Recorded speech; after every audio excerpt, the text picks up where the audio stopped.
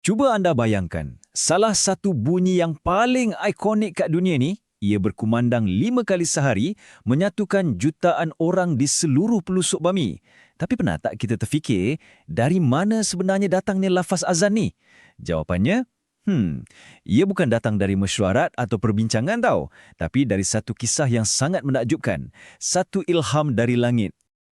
Okey, jom kita patah balik ke masa lampau. Bayangkan kita berada di Madinah lebih 1400 tahun yang lalu. Komuniti Islam yang baru tengah nak berkembang pesat. Masjid pun dah ada, tapi ada satu masalah besar yang masih tak ada jawapan.